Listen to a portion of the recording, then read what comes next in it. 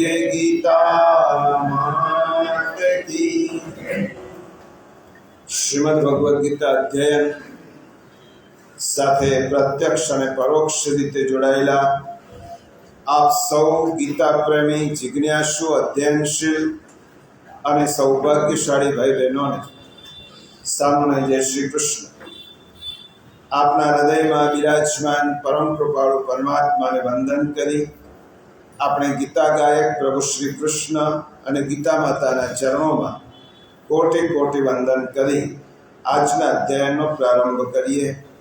પ્રારંભ કરતા પૂર્વ આજનો દિવસ દેવશયની એકાદશી, ચાતુર્માસનો પ્રારંભ અને શાસ્ત્ર કથિત વિધાન પ્રમાણે ભગવાન 4 મહિના સૂઈ જાય છે। પ્રશ્ન એ થાય કે પ્રભુ જો 4 મહિના સૂઈ જાય તો આપણે જાગતા રહી શકીએ ખરા?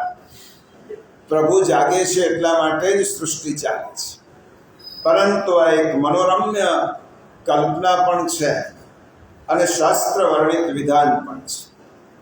તેનો સત્સંગ આજે નથી, આજે જ સાંજે 4:30 વાગે શ્રીમદ ભાગવત પુષ્ટિ સત્સંગમાં ઓનલાઈન કરવાના છે। ત્યારે આજની એકાદશીનું મહાત્મ્ય, આજની એકાદશી શા માટે છે એ બધું આજે સાંજના સત્સંગમાં લઈશું। અહીં પુનરાવર્તન ન થાય એટલા માટે આપણો જે વિષય છે એ વિષય ઉપર જ આગળ વધીએ। આજે દેવશયની અષાઢ સુદ એકાદશી, 13 મંગળવાર, 8મી તારીખે જયા પાર્વતી વ્રતનો પ્રારંભ। પૂનમ, અષાઢ સુદ પૂનમ ભારતીય સંસ્કૃતિનો ખૂબ મોટો દિવસ।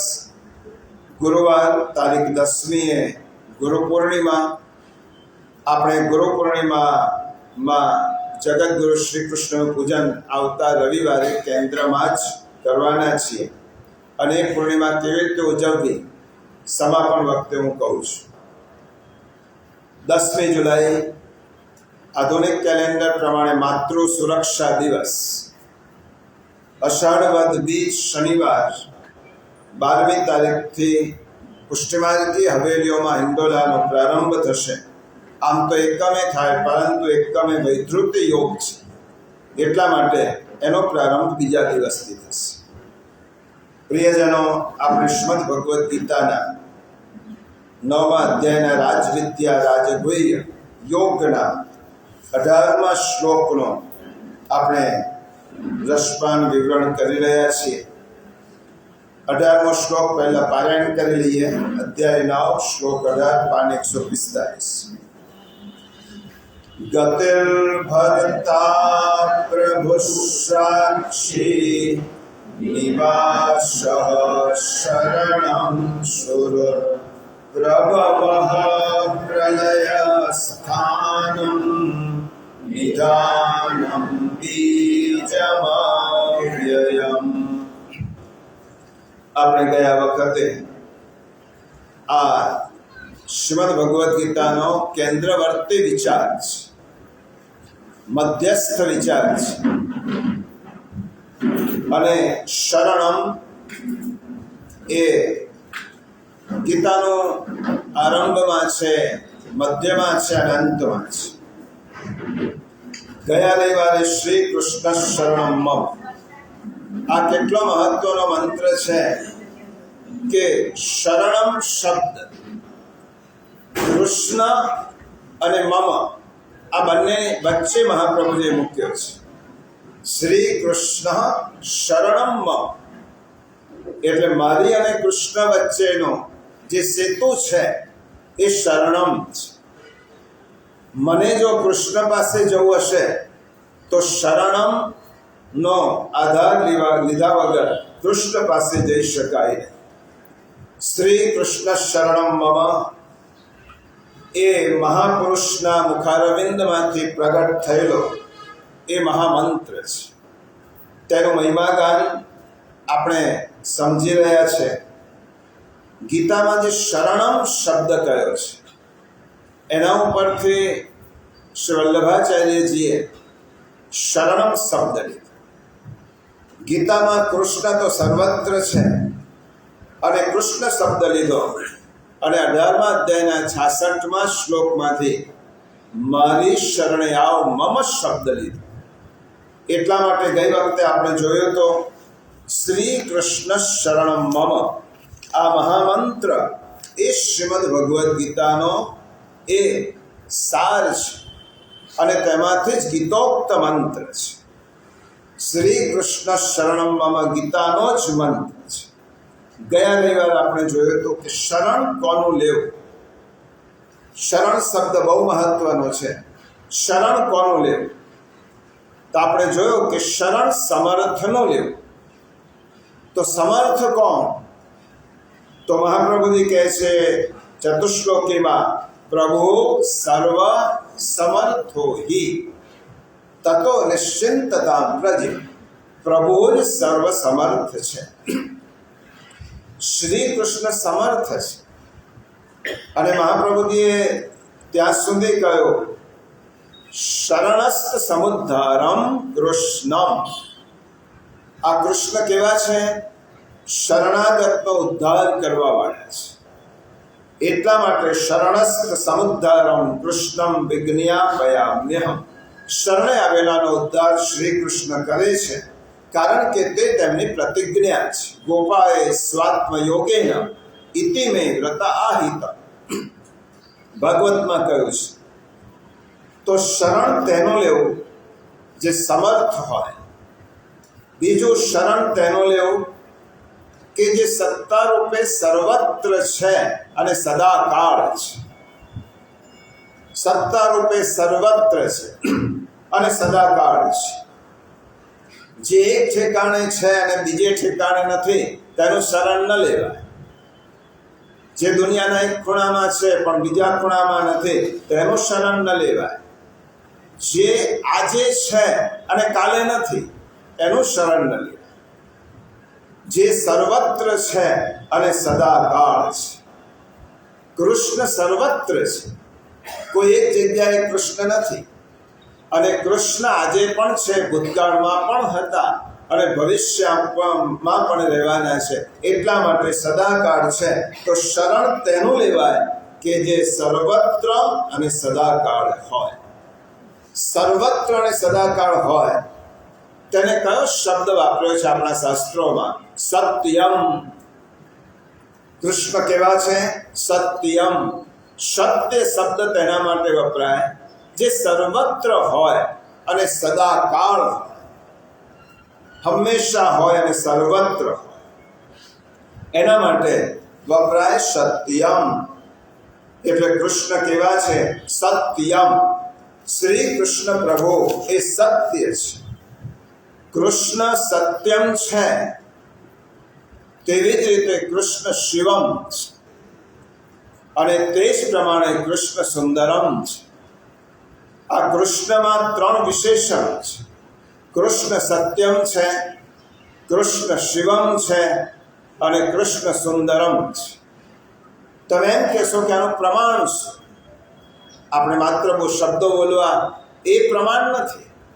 કોઈ મહાપુરુષો કે શાસ્ત્ર જ્યારે કૃષ્ણને આવું કહે તો એ પ્રમાણ ગણાય. હું કે કોઈ બીજી વ્યક્તિ એમ કે કૃષ્ણ આ છે તો એ પ્રમાણ ન ગણાય.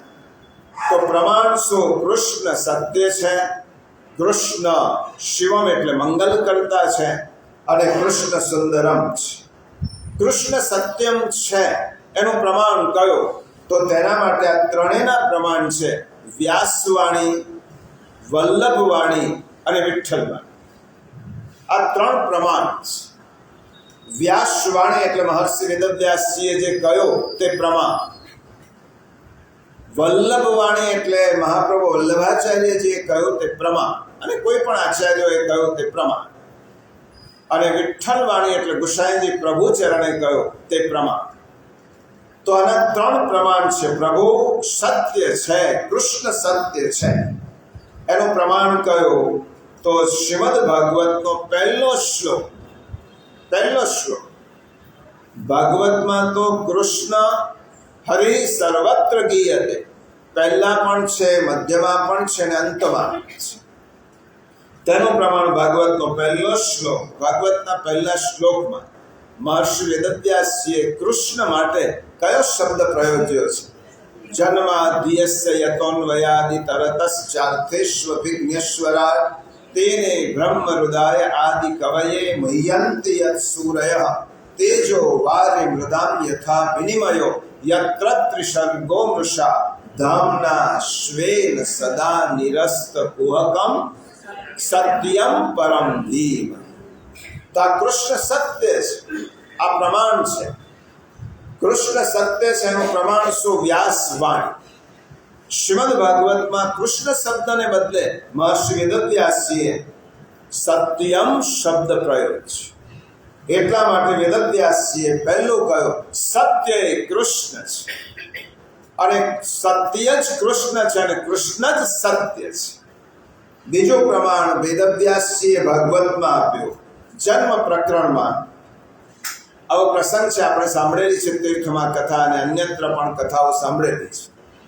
જન્મ પ્રકરણમાં જ્યારે કંસના કારાવાસમાં દેવકીજીના ગર્ભમાં પ્રભુ પધાર્યા છે, આ લીલા છે, પ્રભુની મનુષ્ય લીલા છે. ગર્ભમાં પધાર્યા છે, હજી પ્રભુનું પ્રાગટ્ય થયું નથી, અને તે વખતે ભાગવતમાં લખ્યું છે, મહર્ષિ વેદવ્યાસ અને સુખદેવજીએ ગાયું છે કે ત્યાં કારાવાસમાં દેવતાઓ ભગવાનની સ્તુતિ કરવા. કારાવાસમાં, કંસના કારાવાસમાં કયા કયા દેવતાઓ આવ્યા? તો બ્રહ્મા ભવશ્ય તત્રૈત્ય મુનિભિર નારદાદિભિ દેવૈ શાનુ ચરૈ શાકમ ગિરિર વૃષણમય દયા. સુખદેવજી કહે છે કે ભગવાન શંકર, બ્રહ્માજી, દેવતાઓ, નારદ વગેરે ઋષિઓ તેમના અનુચરો સાથે ભગવાનની સ્તુતિ કરવા માટે કારાવાસમાં પધાર્યા. અને સ્તુતિ કરતા પહેલો શ્લોક દેવતાઓ શું બોલે છે? સત્યમ વ્રતમ સત્ય પરમ ત્રિસત્યમ સત્યસ્ય યોનિમ નિહિતંચ સત્યે સત્યસ્ય સત્યામૃત સત્ય નેત્રમ સત્યાત્મકમ ત્વામ શરણમ પ્રપન્નઃ. જો અહીંયા પણ શરણ દેવતાઓ શું કહે છે? પ્રભુ આપ સત્ય સંકલ્પ છે. આપણે વિચારીએ છીએ કે શરણ તેનું લેવાય જે સત્ય હોય. તો સત્ય શ્રી કૃષ્ણ છે, તેનું પ્રમાણ શ્રીમદ ભાગવતમાં કયો? પ્રભુ આપ સત્ય સંકલ્પ છો. સત્ય જ આપણી પ્રાપ્તિનું શ્રેષ્ઠ સાધન છે. સૃષ્ટિના પૂર્વે, પ્રલય પછી અને સૃષ્ટિની સ્થિતિમાં આ ત્રણેય અવસ્થામાં સત્ય છે. આપ પહેલા હતા, આજે છો, અને ભવિષ્યમાં રહેવાના છે. સૃષ્ટિ પૂર્વ પણ આપનું અસ્તિત્વ હતું, સૃષ્ટિની રચના વખતે પણ આપનું અસ્તિત્વ છે, વર્તમાનમાં પણ છે, પાલન કરો છો એટલા માટે. અને પ્રલય પછી પણ જ્યારે આખું બ્રહ્માંડ વિલય થશે ત્યારે પણ આપ તો રહેવાના જ છો. એટલા માટે આપ ત્રણેય અવસ્થામાં સત્ય છો. આપ સત્ય વ્રત ધરાવો છો. આ દેવો કહે છે સત્ય આપનાથી જ ઉદ્ભવે છે, અને સત્યનો લય પણ આપનામાં જ થાય છે. એકંદરે આ શ્લોકમાં 9 વખત સત્યનો શબ્દનો ઉચ્ચારણ કર્યો દેવતા. તો ભગવાન કેવા છે? સત્યમ. ભગવાન સમર્થ છે. શ્રી કૃષ્ણ સત્ય છે. માટે મહાપ્રભુજીએ કહ્યું શ્રી કૃષ્ણ શરણમ મમ. અમે કૃષ્ણના શરણે જઈએ છીએ, એનો અર્થ એવો થયો અમે સત્યના શરણે જઈએ છીએ. તો શ્રી કૃષ્ણ શરણમ મમ એ સત્ય છે. આ ગોવિંદાષ્ટકમમાં આદ્ય શંકરાચાર્ય આ જ વાત કહી. સત્યમ જ્ઞાનમ અનંતમ નિત્યમ મનાકાશમ પરમાકાશમ. પછી શું કહ્યું? ક્ષ્માયા નાથમ નાથમ પ્રણમત ગોવિંદમ પરમાનંદ. આદ્ય શંકરાચાર્ય કહ્યું કે કૃષ્ણ સત્ય છે. આ સત્ય કૃષ્ણ છે, અને અમે તેમના શરણે જઈએ છીએ. દેવતાઓએ પણ છેલ્લે શું કહ્યું? સત્યાત્મકમ ત્વામ શરણમ પ્રપન્ના. હે પ્રભુ, અમે આપની શરણમાં આવીએ છીએ. આ વિષય હમણાં સમાપનમાં આવશે આજના, ત્યારે જોઈશું. દેવતાઓ પણ એમ કહે છે અમે આપની શરણમાં આવ્યા છે. કૃષ્ણ સત્ય એટલા માટે છે કે કૃષ્ણની સત્તા સર્વત્ર છે, સદાકાળ છે, માટે કૃષ્ણ જ શરણ લેવા યોગ્ય છે. બીજું કહ્યું સત્યમ શિવમ. આ કૃષ્ણ કેવા છે? શિવમ. શિવમનો અર્થ થાય મંગલકારી, મંગલ કરતા, સમગ્ર લોકોનું મંગલ કરનાર. શિવમનો અર્થ થાય મંગલ. હવે જેમ કૃષ્ણ સત્ય છે, ભાગવત વાણી કહે છે વ્યાસવાય, તેમ શ્રી કૃષ્ણ મંગલ છે. તો કયા આચાર્ય કહ્યું છે કૃષ્ણ મંગલ છે? એનું પ્રમાણ છે વિઠ્ઠલ નાથજીની વાણી. પરમ દયા શ્રી ગુસાઈજીએ કહ્યું મંગલમ મંગલમ વ્રજ ભૂમિ મંગલ, મંગલમિય શ્રી નંદ યશોદા નામ સુકીર્તનમ એતદ રુચિરોત્સંગ સુલાલિત પાલિત રૂપ. ભગવાન કેવા છે? આ પદમાં મંગલારતીનું પદ છે અને તેમાં ગુસાઈજીએ શ્રી કૃષ્ણનું નામ લીધા વગર કહ્યું મંગલમ મંગલમ વ્રજભૂમિ મંગલ. વ્રજમાં પ્રગટ થયા એ પૂર્ણ પુરુષોત્તમ શ્રી કૃષ્ણ મંગલ રૂપ છે. તેથી વ્રજભૂમિ પણ મંગલ રૂપ છે. વ્રજભૂમિના બધા પદાર્થો પણ મંગલ રૂપ છે. નંદ અને યશોદા પણ મંગલ રૂપ છે. અને છેલ્લે શું કહ્યું? મંગલમ અખિલમ ગોપી શિતુરીતિ. મંગલ ગોપીજનોના સ્વામી શ્રી ગોપીજન વલ્લભનું બધું જ મંગલમય છે. મંગલમ અખિલમ બધું જ મંગલમય છે કૃષ્ણ. અને છેલ્લે શું કહ્યું? ત્વમ જય સતતમ શ્રી ગોવર્ધન ધર પાલય નિજ દાસાન મંગલમ મંગલમ વ્રજભૂમિ મંગલ. અને પછી વિનંતી કરી ગુસાઈજી, એવા શ્રી ગોવર્ધન ધર, આપની સદા જય હો. આપના શરણે આવેલા નિજ દાસોનું પાલન કર. એટલા માટે ગુસાઈજીએ અહીં મોર મારી કૃષ્ણ સત્ય છે તેવી રીતે કૃષ્ણ મંગલ છે. એટલા માટે તો પ્રાગટ્યના પદમાં આપણે બોલીએ છીએ મંગલ રૂપ નિધાન સાંભળો મંગલ રૂપ નિધાન. પ્રભુ કેવા છે? કૃષ્ણ એ મંગલમય છે, સત્યમ છે. શિવમ એટલે મંગલમય છે. અને એટલા મંગલમય સ્વરૂપ હોવાથી શ્રી કૃષ્ણ શરણ લેવા યોગ્ય છે. એટલા માટે મહાપ્રભુજીએ કહ્યું શ્રી કૃષ્ણ શરણમ મંગલ છે. પ્રભુ સત્ય છે, સમર્થ છે, સત્ય છે, મંગલ છે. તેવી રીતે કૃષ્ણ કેવા છે? સુંદર છે. સત્યમ શિવમ સુંદરમ. તેનું પ્રમાણ વલ્લભવાણી છે. એકનું પ્રમાણ છે વ્યાસવાણી, બીજાનું પ્રમાણ છે વિઠ્ઠલવાણી અને ત્રીજાનું પ્રમાણ છે વલ્લભવાણી. મહાપ્રભુજીએ નંદકુમારાષ્ટકમની શરૂઆતમાં જ આ શબ્દ પ્રયોગ છે સુંદર ગોપાલમ ઉરવનમાલમ નયન વિશાલમ દુઃખહરમ વૃંદાવન ચંદ્રમ આનંદ કંદમ પરમાનંદમ ધરણીધરમ વલ્લભ ઘનશ્યામમ પૂર્ણ કામમ સ્વત્યભિરામમ પ્રીતિકરમ ભજ નંદ કુમારમ સર્વસુખસારમ તત્વ વિચારમ બ્રહ્મ પરમ. આ સુંદર કૃષ્ણ કોણ છે? પરબ્રહ્મ. મહાપ્રભુજી નંદકુમાર અષ્ટકમાં કહ્યું સુંદર છે પ્રભુ. શ્રી કૃષ્ણ સુંદર જ નહીં, સૌંદર્યના શિરોમણી છે. જગતનું બધું જ સૌંદર્ય એકત્રિત કરવામાં આવે અને છતાં પણ જો કૃષ્ણના સૌંદર્યની તુલના ન થઈ શકે એવું સૌંદર્ય શ્રી કૃષ્ણનું છે. અને મહાપ્રભુએ કહ્યું સુંદર વારિજ વદન. પ્રભુ આપનું વદન કમળ તો એટલું સુંદર છે કે મને એમ થાય છે કે જગતની સુંદર વસ્તુઓ મને ખેંચતી હોય તો તમે તો મને પહેલા ખેંચો છો. એટલા માટે અશરણ શરણમ. પ્રભુ તમે અશરણનું શરણ છો. વલ્લભ દુઃખ હરણમ નિર્મલ ચરણમ અશરણ શરણમ મુક્તિકર. આ કૃષ્ણ સુંદર છે, અશરણનું શરણ છે. એટલા માટે કૃષ્ણના ત્રણ વિશેષણ સત્યમ પણ છે, શિવમ પણ છે, સુંદરમ છે. મધુરાના અધિપતિ છે, મધુરાધિપતિ છે, સૌંદર્યના નિધિ છે. શ્રી કૃષ્ણ સત્યમ છે, શિવમ છે, સુંદરમ છે. સત્યમ શ્રી કૃષ્ણની સત્તા સૂચવે છે. સત્ય શબ્દ કૃષ્ણની સત્તા સૂચવે. શિવમ શબ્દ એ કૃષ્ણનો સ્વભાવ સૂચવે છે. ભગવાન કેવા છે તો મંગલકારી છે. અને સુંદરમ શબ્દ એ ભગવાનનું સ્વરૂપ સૂચવે છે. ભગવાન સ્વરૂપથી સુંદર, કૃષ્ણ સ્વભાવથી સુંદર અને કૃષ્ણની સત્તા પણ સર્વત્ર. એટલા માટે કહ્યો શ્રી કૃષ્ણ શરણમ. હવે શ્રી કૃષ્ણમાં જ્યારે સત્યમ છે, શિવમ છે, સુંદરમ છે, તો પછી એ શરણ છોડીને બીજા કોનું શરણ લેવું? સમર્થ એક જ છે, આ સૃષ્ટિનો ઈશ્વર એક જ છે અને કૃષ્ણ.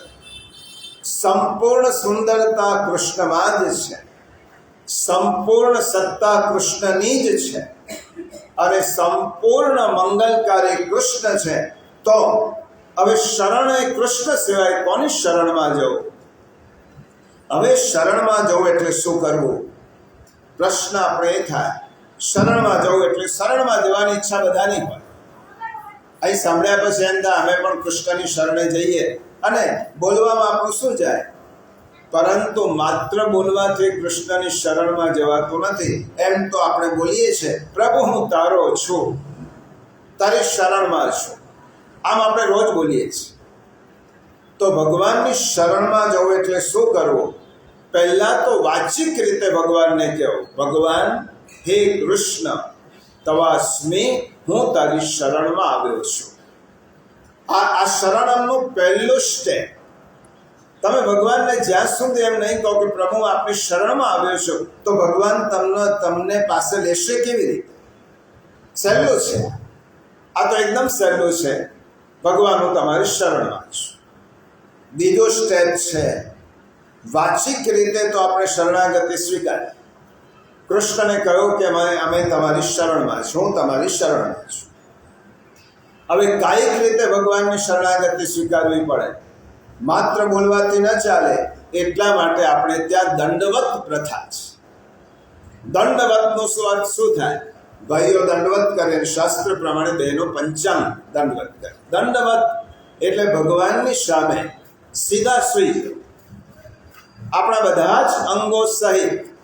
દંડ એટલે લાકડી, લાકડી જેમ ભગવાનની સામે વંદન કરવા એનું નામ દંડવત. દંડ એટલે લાકડીની જેમ. તો ભગવાનને આ વાચિક સમર્પણ છે. આપણે ત્યાં નમસ્કારનું, દંડવતનું, ચરણ સ્પર્શનું ખૂબ જ મહત્વ છે. આપણે ભગવાનને કહીશું પ્રભુ હું તારી શરણમાં છું, ભગવાને કહું કબૂલ. પણ જ્યાં સુધી આપણે તનુજા એટલે શારીરિક રીતે, કાયિક રીતે ભગવાનની શરણમાં નહીં જઈએ તો ભગવાન કેવી રીતે સ્વીકાર કરશે? માથું ઊંચું રાખીને કહીશું ભગવાન તારી શરણમાં છું, તો ભગવાન કહેશે તો નમ તો ખરો પછી મારી શરણમાં. તો ભગવાનને નમવું એટલે વાચિક સમર્પણ, બોલવું એટલે કાયિક સમર્પણ, પ્રભુ હું આપની શરણમાં છું. પછી ભગવાનને મુદ્રાથી નમવું એ કાયિક સમર્પણ છે. આપણે ત્યાં સેવાના પૂજાના ક્રમમાં શરૂઆતમાં પણ દંડવત છે, પછી પણ દંડવત છે. અને ઠાકોરજીને દંડવત કરીને જ સેવાની શરૂઆત થઈ. એના જુદા જુદા પ્રકારો છે, આજે વિષય નથી લેવાનો. પરંતુ પહેલું સમર્પણ વાચિક, બીજું કાયિક. આપણે એમ કે આટલું શરણ લેવાનું હોય તો આ તો બહુ સહેલું છે, પરંતુ આટલું જ નથી. કારણ કે આપણે દુનિયામાં ઘણા બધાને કહેતા હું તારો છું, હું તારો છું, હું તારો છું, ને ઘણાને નમતા હોઈએ. ભગવાનને જે બીજાને નમે કે બીજાને એમ કે તારો છું, તો કૃષ્ણ એમ કે જેનો છે તેની પાસે આ જા, પછી મારી પાસે આ. હું તારો છું પ્રભુ હું. કાયિક રીતે, વાચિક રીતે આપણે રોજ બોલીએ છીએ. ભગવાનને આની જરૂરિયાત ખરી, પણ ભગવાનના મતે આ પૂર્ણ શરણ નથી. તો ત્રીજું શરણાગતિનો ત્રીજો પ્રકાર માનસિક શરણાગતિ. મનથી પ્રભુને શરણમાં જાય. મનથી ભગવાનના શરણમાં જવું એટલે શું કરવું? મનનો સ્વભાવ છે સંકલ્પ અને વિકલ્પ કર. આ મનનો સ્વભાવ છે ઈચ્છા કરવી. તો જ્યારે મનથી પ્રભુની શરણમાં જઈએ ત્યારે બધી જ ઈચ્છાઓ ભગવાનને ધરી દો. જો ધીમે ધીમે શરણાગતિ સ્વીકારવી છે, શરણમાં જવું છે, કેવી રીતે જાઓ? ભગવાન કહે છે તારું મન મને આપી દે. તો મન ભગવાનને આપવું એટલે શું કરવું? આપણો સંકલ્પ કરવું ન કરવું, ઈચ્છા કરવી, આ બધું ભગવાનના ચરણે ધરી. ભગવાન, હવે મારો સંકલ્પ નહીં, મારી કોઈ ઈચ્છા નહીં, ઈચ્છા તારી જ, મારી ઈચ્છા નહીં, મારો સંકલ્પ નહીં. મેં જ્યારે મન શરણમાં જઈએ ત્યારે મન ભગવાનને સોંપી દેવાનું છે. ગીતામાં ભગવાન 12મા અધ્યાયમાં કહે છે મય્યર્પિત મનોબુદ્ધિ યો મદ ભક્ત સમે પ્રિય. જે મન મને આપે છે, તો મન ભગવાનને આપવું એનો અર્થ જ થયો કે મનથી ભગવાનને, મનમાં જે ઈચ્છા અને સંકલ્પ થાય છે તે પ્રભુને સોંપી દે. હવે મારા મન પર મારો કબજો નથી, તારો કબજો છે. મારો મન હવે મારા અંકુશમાં નથી, તને મેં સોંપી દીધું. હવે તારે જે રીતે મને નચાવવો હોય તે રીતે તું નચાવ, જે રીતે રાખવો હોય તે રીતે રાખ. હવે મારા મનમાં નથી ઈચ્છાઓ ઉદ્ભવતી, નથી મારા મનમાં આકાંક્ષાઓ થતી, કારણ કે હું શરણે આવ્યો છું. એટલા માટે મેં મન તને સોંપ્યું છે. ચોથી શરણાગતિ છે બૌદ્ધિક શરણાગતિ. ચોથી બુદ્ધિથી ભગવાનને શરણમાં જાઓ. હવે બુદ્ધિનું કામ શું છે? નિર્ણયો લેવા. નિર્ણય ભગવાનને સોંપી દો, એ બૌદ્ધિક શરણાગતિ. આપણા જીવનના નિર્ણયો આપણે લઈએ છીએ. આપણને એમ થાય કે આ મારો નિર્ણય સાચો છે. આપણા બધા જ નિર્ણયો સાચા હોતા નથી. માટે બૌદ્ધિક રીતે ભગવાનને શરણમાં જવું એટલે ભગવાનને સોંપી દેવા. પ્રભુ, મારા જીવનના નિર્ણયો હું નહીં કરું, તું કરીશ. જ્યારે નિર્ણયો ભગવાનને સોંપી દઈએ છીએ ત્યારે ભગવાન આપણો પૂર્ણપણે માલિક થઈ જાય છે કે આ જીવાત્મા મારી શરણમાં છે. તેને કેવી રીતે રાખવો, તેના જીવનમાં કયો નિર્ણય ક્યારે લેવો એ નક્કી નથી કરી શકતો, એને મને સોંપ્યો છે. એટલે આપણા નિર્ણયો પ્રભુને સોંપવા. બૌદ્ધિક શરણ, બૌદ્ધિક શરણ. ભગવાનને બૌદ્ધિક રીતે આપણે શરણાગત થયા છે. નિર્ણયો પ્રભુ. આપણે માત્ર બોલીએ છીએ, કાયિક રીતે વંદન કરીએ છીએ, પણ આપણું મન અને બુદ્ધિ પ્રભુને સમર્પિત કરતા નથી. એટલે આપણું શરણ પૂર્ણ નથી. એટલા માટે આપણે એક ભાવગીતમાં ગાયું છે સંકલ્પો સગડા પ્રભુને તું સોંપજે, નિર્ણયો જીવનમાં એના તું માનજે, મન બુદ્ધિ જેના છે તેને તું આપજે, મનડું પ્રભુના ચરણમાં તું રાખ. ભક્તિ સમજાવી છે ગીતામાં વાંચજે, મનડું પ્રભુના શરણમાં તું રાખ. એટલા માટે પહેલી શરણાગતિ કાયિક વાચિક, બીજી કાયિક, ત્રીજી માનસિક, ચોથી બૌદ્ધિક અને પાંચમી શરણાગતિ છે આત્મના સહ. ભગવાન આત્માથી પ્રભુને શરણે જવું એટલે શું? અહંકાર ભગવાનને સોંપી. આત્માથી ભગવાનને શરણે જવું એટલે મારો બધો જ અહંકાર હું તને સોંપું છું. હવે જ્યારે હું કશું જ કરતો નથી, મારા જીવનમાં નિર્ણયો હું નથી લેતો, મારા જીવનમાં સંકલ્પો નથી કરતો, તો અહંકાર હું શેના ઉપર કરી શકું? માટે મારા જીવનનો બધો જ અહંકાર પ્રભુ આપને સુપ્રત કરું છું, કારણ કે તમે મારા માલિક છો. કબીર સાહેબ કહે છે ને, તું સાહિબ, તું સાહિબ, તું સાહિબ મેરા, મેં ગુલામ તેરા. પ્રભુ તું જ મારો સાહેબ છે, તું જ મારો માલિક છે. અને એટલા માટે મારો અહંકાર હવે રહ્યો નથી. અહંકાર પ્રભુને સોંપી દઉં. એટલા માટે મસ્તક નમાવીએ છીએ. જુઓ, આ ક્રિયા પણ બહુ મનોવૈજ્ઞાનિક છે. પ્રભુને આપણે મસ્તક ઝુકાવીએ એનો અર્થ શું થયો? અહંકાર છે ક્યાં? બુદ્ધિ. એટલા માટે મસ્તક ઝુકાવ્યો, અહંકાર સોંપી. આપણે હૃદય ભગવાનને અર્પણ કરીએ તો આપણી ભાવનાઓ પ્રભુને સોંપી. આપણે હાથથી નમસ્કાર કરીએ એટલે ઇન્દ્રિયો સહિત મનને આપણે પ્રભુને સોંપી દીધું.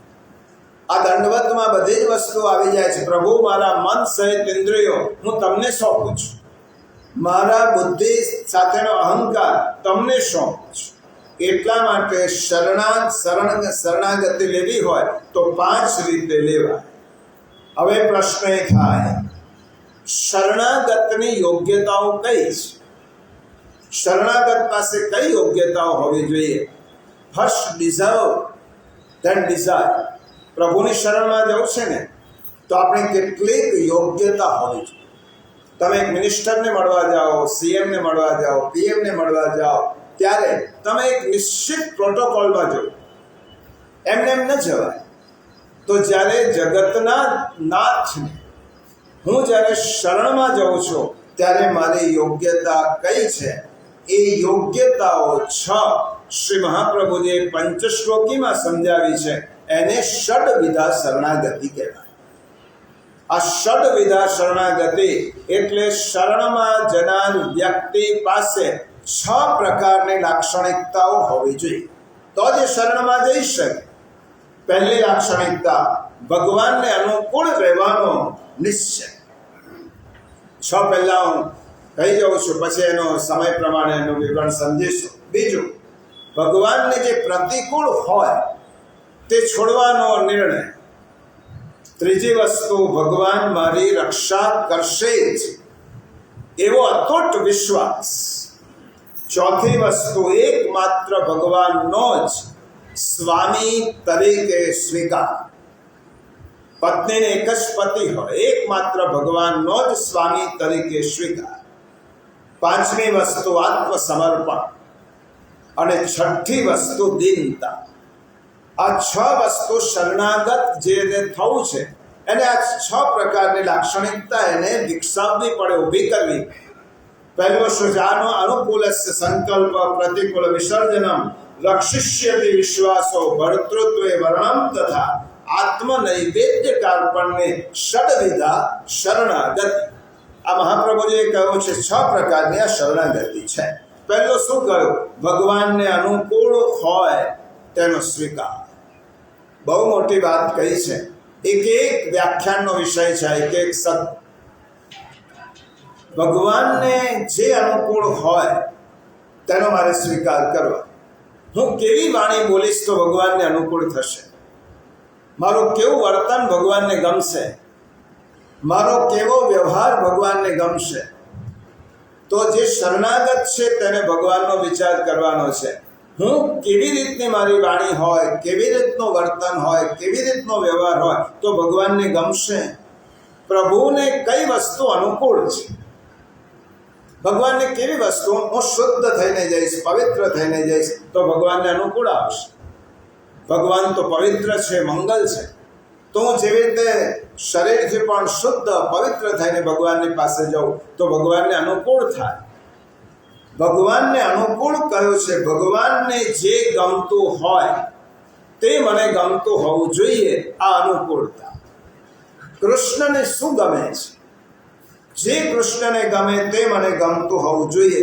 પોતાનો અણગમો અને ગમો ભગવાનને ધરી દેવા. શરણાગતનો પહેલો, હવે મારો ગમો નહીં, મારો અણગમો નહીં.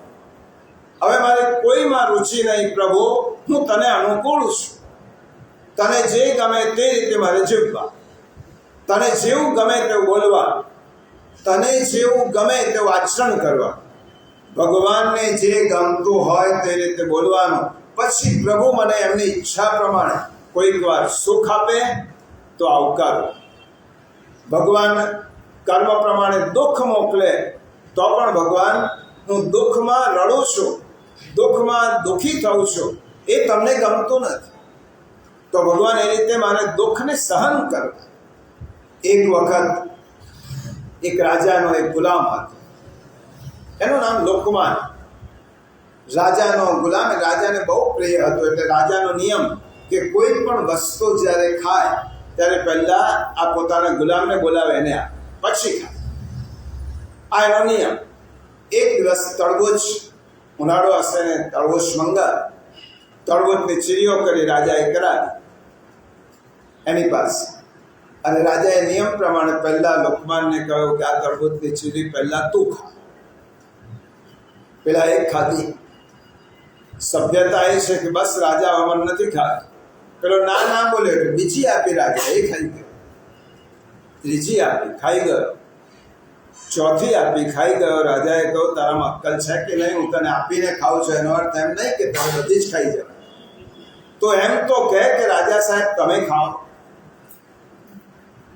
અને રાજાએ પેલાના કીધા વગર, ગુલામે કહ્યું ને તમે ખાઓ, અને ગુલામના કીધા વગર રાજાએ તરબૂચની ચીરી જ્યારે મોઢામાં મૂકી ત્યારે કડવો થો. રાજાએ કહ્યું આટલું કડવું તરબૂચ મેં આપ્યું ને તે ખાધું, તો જરાક પણ તે અણગમો વ્યક્ત ન કર્યો કે આટલું કડવું તરબૂચ મને કેમ આપો છો? ગુલામે જે કહ્યું, હે રાજા સાહેબ, આજ સુધી તમે બહુ જ મીઠું આપ્યું છે, અને દર વખતે મીઠું આપનાર વ્યક્તિ ભૂલથી કોઈ દિવસ તેનાથી કડવું અપાઈ જાય તો હું ફરિયાદ કરું? તમે મીઠું જ આપ્યું છે. સુખરૂપી તમને સુખથી તમે નવડાવી દીધા છે, અને એની અંદર ક્યારે દુઃખરૂપી આપત્તિ આવે ત્યારે ભગવાન તમને ફરિયાદ કરવાની હોય. પ્રભુ તમે સુખ મોકલ્યો છે તો એ સ્વીકાર્ય છે, તો દુઃખ મોકલ્યું છે તેની ફરિયાદ કેમ? હું પ્રભુ તારો શરણમાં છું, અને શરણમાં આવ્યા પછી પ્રભુ તને જે અનુકૂળ તે મળવાનું, તું જેનો સ્વીકાર કરીશ એનો સ્વીકાર કરીશ, કોઈ ફરિયાદ નહીં, કોઈ વ્યથા. એટલા માટે શરણાગતિનું પહેલું રક્ષણ છે પ્રભુને અનુકૂળ થવાનો નિર્ણય કર. તમારી દરેક ગતિવિધિમાં તમે એટલું જ પૂછો, મારા પ્રભુને આ ગમશે ખરું? બોલતી વખતે, ખાતી વખતે, સૂતી વખતે, વ્યવહાર વખતે તમે આટલું જ પૂછો કે મારા કૃષ્ણને આ ગમશે ખરું? અને કૃષ્ણને ગમતું હોય તે સ્વીકાર કરો. એ અનુકૂળ થવાનો સંકલ્પ. પહેલો અનુકૂળ રહેવા. બીજું, પ્રભુને જે પ્રતિકૂળ છે તેનો ત્યાગ. મારા પ્રભુને જે નથી ગમતું એ છોડી, એનો ત્યાગ કરો. પ્રભુને શું નથી ગમતું? પ્રભુને જે સામગ્રી પ્રતિકૂળ હોય તો એનો ત્યાગ. સેવામાં ભગવાનને તીખું તમતમતું નથી ગમતું તો છોડી દેવા. ભગવાનને બહુ ગરમ નથી ગમતું તો છોડી દેવા. ભગવાનને અમુક વસ્તુ પદાર્થો પ્રિય નથી તો ત્યાગ કરવા. મારા પ્રભુએ જેનો ત્યાગ કર્યો તેમને પ્રતિકૂળ છે તેનો ત્યાગ. પ્રભુને સામગ્રી ન ગમતી હોય તો તે છોડવાની તૈયારી હોવી જોઈએ. પ્રભુને ક્રોધ નથી ગમતો તો ક્રોધ છોડવાની તૈયારી હોવી જોઈએ. પ્રભુને ક્લેશ નથી ગમતો તો ક્લેશ છોડવાની તૈયારી. પ્રભુને કજિયો નથી ગમતો તો કજિયો છોડવાની તૈયારી. પ્રભુને કંકાસ નથી ગમતો તે છોડવાની તૈયારી. અને પ્રભુને અનિયંત્રિત કામ નથી ગમતો તે છોડવાની તૈયારી. મારા પ્રભુને જે પ્રતિકૂળ હોય તેને છોડવાની તૈયારી. એ પછી કોઈ વ્યક્તિ ખૂબ અંગત હોય અને એ વ્યક્તિ મને એમ કહે કે આ વસ્તુ તારે સ્વીકારવી પડશે પણ મારા પ્રભુને આનું પ્રતિકૂળ છે, તો એ અંગત વ્યક્તિને પણ ના પાડતા આવડવી જોઈએ. ત્યાં સુધી પરિવાર હોય તો પણ. એક વખત તુલસીદાસજીને મીરાબાઈએ પત્ર લખ્યો. મીરાબાઈને તો આપણે બધે મેવાડમાં એમની કૃષ્ણની ભક્તિને કોઈ માન્ય કરતો નહોતું, કોઈને ગમતું નહોતું. મીરા ગિરધરમાં રત રહેતી હતી અને કોઈને રાણાને પણ ગમતું નહોતું. બધા વિરોધ કરતા હતા. ત્યારે એ સમયના સંત તુલસીદાસજી મીરાબાઈએ પત્ર લખ્યો, મારી આવી સ્થિતિ છે, હું કૃષ્ણની શરણમાં છું, કૃષ્ણને પ્રેમ કરું છું, મારું પ્રિય પાત્ર જ કૃષ્ણ છે, મારું સર્વસ્વ કૃષ્ણ છે, અને એની સેવા પૂજાનો અહીં પ્રતિબંધ છે, શું કરું? તુલસીદાસજી એક દોહામાં લખ્યું, જાકે હૃદય ન રામ વૈદેહી તાકો તજ્યે કોટિ સમ વૈરી યદ્યપિ પરમ સને. જેના હૃદયમાં તમારા પ્રભુ માટે પ્રેમ નથી, જાકે હૃદય ન રામ વૈદેહી તાકો તજ્યે કોટિ સમ વૈરી યદ્યપિ પરમ સને. તમારો અંગતમાં અંગત માણસ હોય પણ પ્રભુ ભક્તિમાં તમને આવરણરૂપ બનતો હોય ત્યારે શ્રી મહાપ્રભુજી પણ કહે છે ગૃહમ સર્વાત્મના ત્યાજ્ય. તો ઘર છોડવાની પણ તૈયારી હોવી જોઈએ. ઘર છોડવું એટલે ઘરની આસક્તિ છોડવી, એ તૈયારી હોવી જોઈએ. એટલા માટે ભગવાનને જે પ્રતિકૂળ છે તે છોડવાની તૈયારી. ત્રીજી વસ્તુ, ભગવાન મારી રક્ષા કરશે જ એવો દ્રઢ વિશ્વાસ. ભગવાન જ મારી રક્ષા કરશે. એક ઉદાહરણ કહેલું છે, ફરીથી રિપીટ કરો, આપણે બધાએ સાંભળેલું છે કે નૌકામાં મિલિટરીનો જવાન નવો જ પરણેલો હતો અને નૌકા વિહાર કરવા માટે, આવી રીતે ચોમાસાના દિવસો હશે, અને નૌકા વિહાર કરવા માટે પોતાની પત્નીને લઈને નીકળ્યો હિલ સ્ટેશન જવા માટે. હવે ક્યારે શું ઘટના બને છે કોઈ કરી શક્યો નથી. અને તે વખતે મધ દરિયામાં નૌકા આવી, અચાનક આંધિયા, અચાનક દરિયામાં તોફાન. હવે તોફાન આવ્યું એટલે જ્યાં સુધી જે નૌકાનો કેપ્ટન છે સંભાળી શકે ત્યાં સુધી સંભાળે, પરંતુ જ્યારે તેનાથી ન સંભાળાય, આ પ્લેન ક્રેશ વખતે પણ એ જ થયો, એનાથી ન સંભાળાય ત્યારે પાયલોટ ત્રણ શબ્દો વારંવાર બોલે છે. અને એ ત્રણ શબ્દો બોલે એટલે સમજી જવાનું હવે આખો પ્લેન પાયલોટના અંકુશમાં નથી, ગમે ત્યારે દુર્ઘટના બની શકે છે. ત્યારે આ નૌકામાં આ પાયલોટ પેલા જે સુકાની હતો એને નૌકા સંભાળી ખરી અનુભવ પ્રમાણે, પરંતુ તોફાન વધતું ગયું ત્યારે એને બધાને કહી દીધો હવે મારા હાથમાં નથી, બચાવવાનો તમામ પ્રયત્ન કરું છું. તમને કોઈને પણ આ આંધીમાંથી બહાર નીકળતા આવડતું હોય તો નૌકાને છોડીને બહાર નીકળી જઈ શકો છો. આમ તો બધા રડવા લાગ્યા, આવું તોફાન મૃત્યુ સામે છે. અને તે વખતે પેલી એની ઘર નવી જ પરણેલી કેપ્ટનની સ્ત્રી એને કહેવા લાગી, સ્વસ્થતાથી જોતો તો કુદરતની આ સંહાર લીધા. એના મનમાં વ્યથા, એના મોઢા ઉપર વ્યથા નહોતી, દુઃખ નહોતું, વિષાદ નહોતો. એ જોતો તો તટસ્થ રીતે આ કુદરતને વિનાશ. તે વખતે એની પત્નીએ કહ્યું કે બધા જ લોકો રડે છે, કકડે છે, બૂમાબૂમ કરે છે, મૃત્યુ સામે છે, તમને જરા પણ ડર નથી લાગતો કે હવે આપણે મૃત્યુના મોઢામાં જઈ રહ્યા છીએ? આ ભીષણ આંધી કોઈને છોડવાની નથી. ત્યારે કેપ્ટને એની પાસે તો લાયસન્સની પિસ્તોલ હોય, એને પિસ્તોલ કાઢી અને એ ભરેલી પિસ્તોલ એની પત્નીની છાતીની સામે થઈ. અને છાતીની સામે તેને કહ્યું આ પિસ્તોલ ભરેલી છે, હું જરા કંઈથી પ્રેસ કરું અને ગોળી તારી છાતીને વિંધીને આગળ નીકળી જાય, તને ડર કેમ નથી લાગતો? પત્નીએ કહ્યું મને ડર શેનો લાગે, જેના હાથમાં પિસ્તોલ છે તો મારો છે, એ મને મારવાનો નથી એવો વિશ્વાસ છે. તો તને હજી પરણે આપણે અઠવાડિયે નથી થયો અને હાડ માંસના મારા ઉપર તને જો આટલો વિશ્વાસ થયો હોય તો જે જન્મ જન્માંતરથી મને સંભાળે છે, સાચવે છે, એ ઈશ્વર પર માને આવો જ વિશ્વાસ છે, એ મારો બગાડવાનો નથી, એ ખોટો થવા જ નહીં. પ્રભુ ઉપર વિશ્વાસ, પ્રભુ પરનો અવિશ્વાસ આપણને અન્યાશ્રય તરફ લઈ જાય છે. પ્રભુ તું કરે તે ખરું. ચાતક પક્ષીને સ્વાતિ બુંદના પાણી ઉપર કેટલો વિશ્વાસ, ભગવાન મને જીવાડવો હોય તો જીવાડજે તું, હું તો સ્વાતિ નક્ષત્રની બુંદનું પાણી જ પીશ, ભલે જલાશય ભરેલું છે મારે પાણી નથી પીવું, મૃત્યુને પસંદ કરીશ પણ સ્વાતિ સિવાય બીજું જળ નહીં. તો ભગવાન તેના માટે સ્વાતિ નક્ષત્રનું જળ વરસાવી અને તેના મોઢામાં પ્રભુ બુંદ નાખે છે. આ ચાતકને જે જીવાડે છે એ મને નહીં જીવાડે. એક વખત અવિશ્વાસ આવ્યો. રામાયણમાં પ્રસંગ છે કે રાવણે હનુમાનજીને બ્રહ્માસ્ત્રથી બાંધ્યા.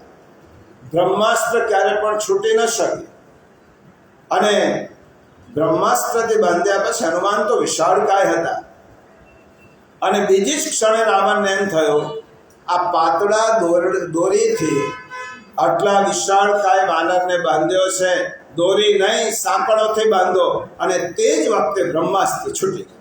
અવિશ્વાસ થયો, બ્રહ્માસ્ત્રનું છેદન, અને હનુમાનજી જે કરવાનું હતું કર્યું.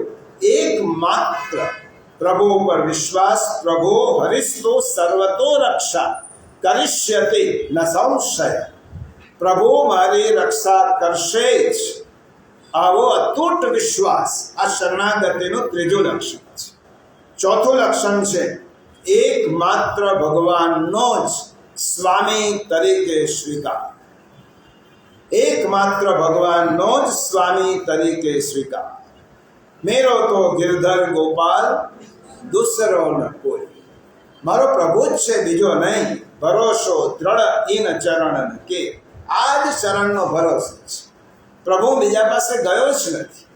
આ સૃષ્ટિમાં બીજો છે એની કલ્પના નથી. એટલા માટે તારી પાસે આવ્યો છો. પ્રભુ તું જ સ્વામી છે, અને પ્રભુ જ સ્વામી હોય એ આપણો વિશ્વાસ હશે ને તો પ્રભુ એ પૂર્ણ કરશે. એક વખત મહાભારતના કાળની આવી ઘટના છે.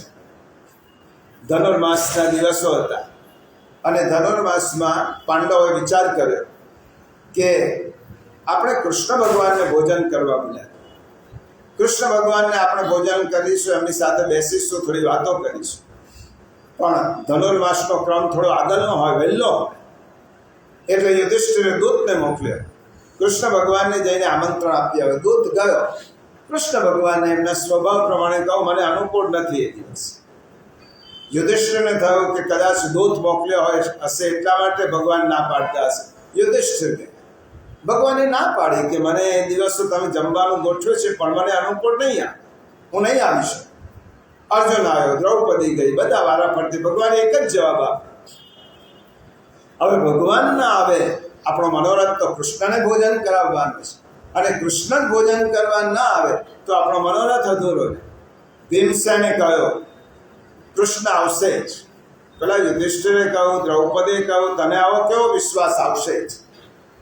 અમે બધા બોલાવી આવ્યા, તમે હું બોલાવવા નહીં જાઉં, પણ કૃષ્ણ આવશે. પણ કેવી રીતે આવશે? એમને નાશ પાડી છે. તમે પાતળા પીરસો, નૈવેદ્ય તૈયાર કરો, બધું જ કરો. આ પતરાળા પીસાયા, નૈવેદ્ય બોલાવો કૃષ્ણ, આવશે જ. અને જે આખો ભોગ તૈયાર કર્યો છે, સામગ્રી સિદ્ધ કરી છે. યુધિષ્ઠિર દ્રૌપદી કહેવા લાગ્યા, ભીમસેના ખરી મજાક કરે છે જ નહીં, ભગવાન તો કેવી રીતે આવવાનું ના પાડી છે. અને ભીમસેન ગયો ખુલ્લા મેદાનમાં. કેટલાય મણની ગદા હાથમાં લીધી, અને ગદા એટલા જ જોશથી આકાશમાં ઉછાળી, અને ગદા જ્યાં આપવાની હતી એની નીચે ભીમસેન ઉભો રહ્યો.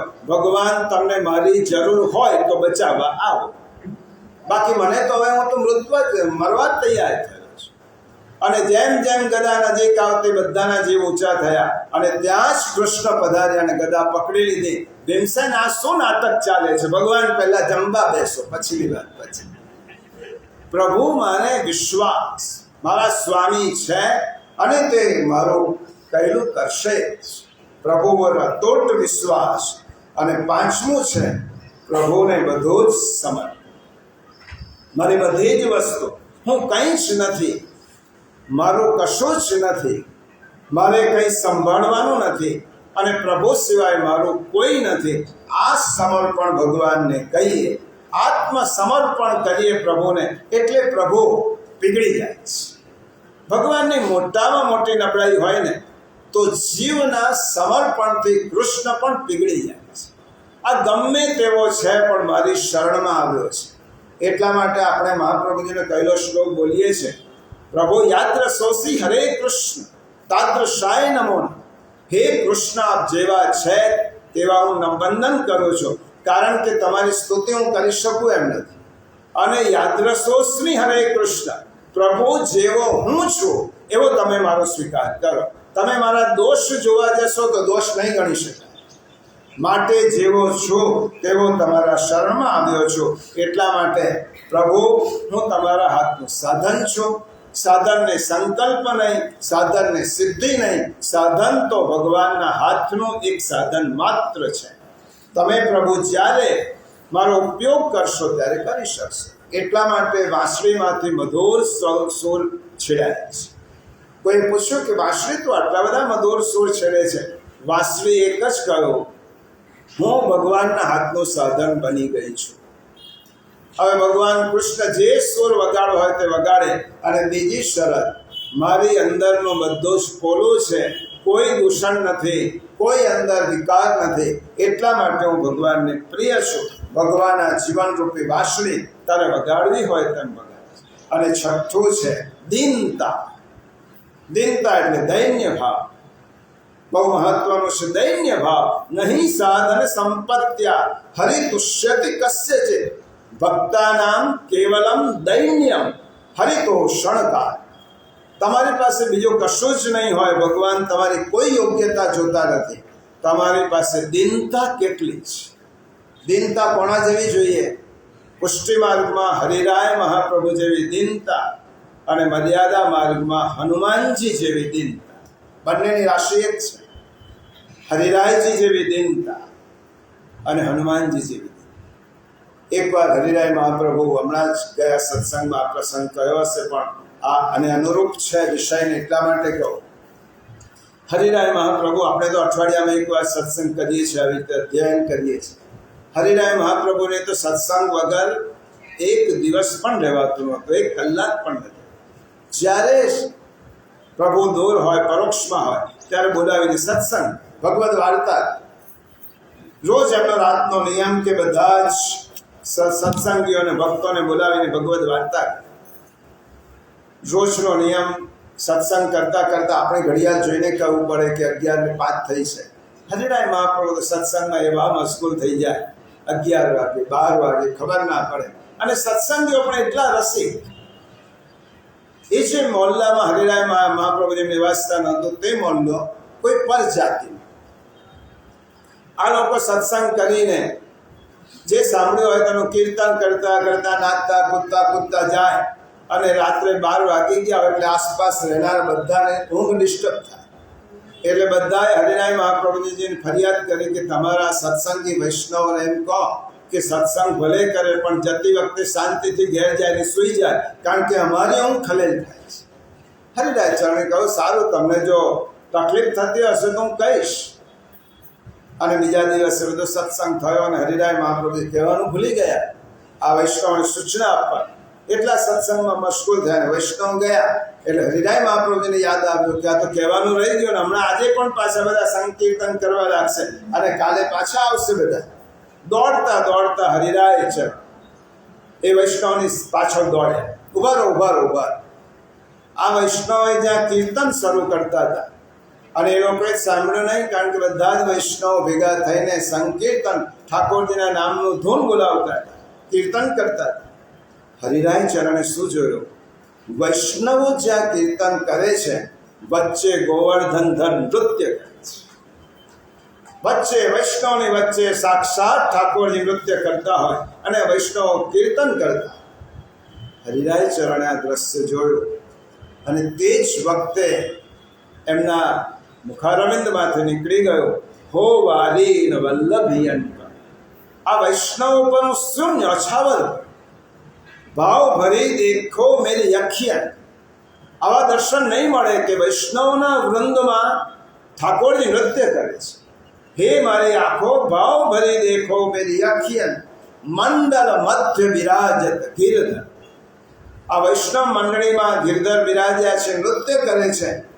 મેરે તન કો કરો બિછો. જો કેટલી દિનતા, હું મારા શરીરને પથારી કરી દઉં આ વૈષ્ણવને આરામ કરવા. મેરે તન કો કરો બિછોના શીર ધરો ઉનકે ચરણન તન. અને મારું મસ્તક એમને ઓશિકો બનાવી. આવા વૈષ્ણવના દર્શન દુર્લભ છે કે જેનું નૃત્ય, જેનું ગીત સાંભળી સ્વયં ઠાકોરજી નૃત્ય કરે છે. આ હરિરાય જેવી દીનતા અને હનુમાન જેવી દીનતા.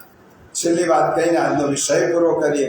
હનુમાન જેવી રામ પરિવાર ભેગો થઈ ગયો છે અને રામ પરિવારમાં પ્રભુ રામચંદ્રજી ભરતજીને કહે છે, ભરત, આજે તને મારા દિલની વાત કરું છું. રઘુવંશને 71 પેઢી પણ પસાર થશે તો પણ આ અંજનીના પુત્રનું ઋણ આપણે અદા નહીં કરી શકીએ. એટલું ઋણ છે આપણા રઘુવંશ, આટલું ઋણ કર્યું છે. હનુમાનજી તો પ્રભુના ચરણમાં પડ્યા, આંખમાં આંસુ આવ્યા. હનુમાનજી કહેવા લાગ્યા, પ્રભુ સો સબ તવ પ્રતાપ રઘુરાઈ નાથ ન કછું મોરી પ્રભુતા. એ બધો જ પ્રભાવ પ્રભુ તમારો છે, મારી મોટાઈ ક્યાં? તો પ્રભુ રામચંદ્રજી કહે છે કે બરોબર છે, તું સમુદ્ર ઓળંગીને ગયો, આટલો વિશાળ, હું તારી પાસે ક્યાં હતો? ત્યારે હનુમાનજી કહેવા લાગ્યા કે તમે આપેલી મુદ્રિકા મારી પાસે, એ મુદ્રિકાના આલંબન લઈને હું સમુદ્ર ઓળંગી ગયો. પ્રભુ રામચંદ્રજી કહેવા લાગ્યા કે હનુમાન બરોબર છે, મુદ્રિકાના આલંબનથી સમુદ્ર ઓળંગી. લંકામાં આગ લાગી, હું તો નહોતો તારી પાસે. લંકા બાળી કોણે? ભગવાન લંકા બળી છે. મારી માતા જગતજનની સીતાજીના વિરહના અગ્નિથી લંકા બળી છે.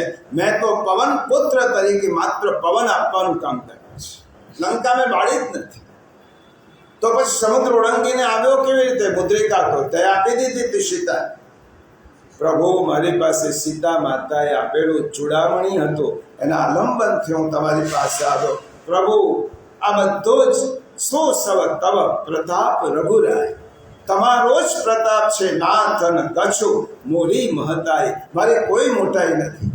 અને રામચંદ્રજી હનુમાનજીને ભેટ્યા છે. આ તારી દીનતા એ જ મને તારો બનાવે છે. આ તારી વિનમ્રતા, તારી દીનતા, બધું જ કરવા છતાં તું એમ કહે છે કે બધું મેં જ કર્યું છે. હનુમાન, તારી દીનતાથી હું તારા પર ખૂબ પ્રસન્ન છું. અને આ દીનતા હોય, આ 6 યોગ્યતાઓ શરણાગતિની છે. આવો શરણાગત પ્રભુની પાસે જાય તો પ્રભુ તેનો સ્વીકાર કરે છે. શ્રી કૃષ્ણ શરણમ મમ, આ શરણાગતિનો મહામંત્ર છે. શ્રી કૃષ્ણ શરણમ મમ એ વેદોનો સાર છે, ભક્તિનું હાર્દ છે, ગીતાનું બીજ તત્વ છે. અને એટલા જ માટે શ્રી મહાપ્રભુજીએ કહ્યું છે શ્રી કૃષ્ણ શરણમ મમ. અને આ કૃષ્ણની શરણાગતિ કરીએ ત્યારે નિર્બળ બળવાન થાય. જે વ્યક્તિ નિદ્રામાં હોય તે જાગી જાય, અને જે વ્યક્તિને કશું ન મળવાનું હોય તેને અપ્રાપ્તિની પણ પ્રાપ્તિ થાય. આવી પ્રભુ કૃપા કરે છે. આ શરણમ